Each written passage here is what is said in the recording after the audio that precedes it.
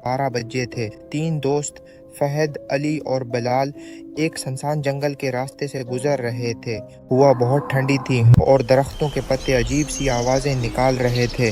अचानक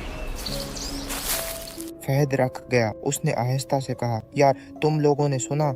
मुझे लगता है कोई हमारे पीछे चल रहा है। अली ने हंस कर कहा, पागल ना बन, यहाँ हमारे अलावा कोई नहीं है। लेकिन बिलाल के चेहरे का रंग अड़ चुका था। इसी लम्हे जंगल के अंदर से किसी के रोने की आवाज आने लगी।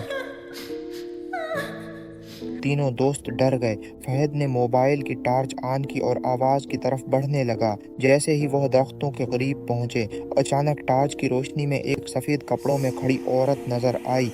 उसके लंबे बाल उसके चेहरे को ढांप रहे थे। अली ने डरते हुए कहा, आप कौन हैं? वो औरत आहिस्ता आहिस्ता सर उठाने लगी और जब उसका चेहरा नजर आया तो तीनों के जिस्म कांप गए, क्योंकि उसकी आंखें नहीं थीं, सिर्फ काला अंधेरा था। अचानक वो औरत गायब हो गई। बिलाल जोर से बोला, भागो यहाँ से।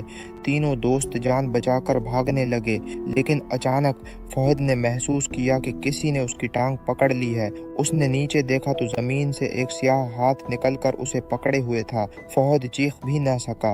वो हाथ उसे आहिस्ता आहिस्ता जमीन के अंदर घसीटने लगा। अली और बिलाल ने पीछे मुड़कर देखा, मगर वहां सिर्फ मिट्टी हल रही थी और फहद गायब हो चुका था। दोनों खौफ से पागल होकर जंगल से बाहर भाग गए।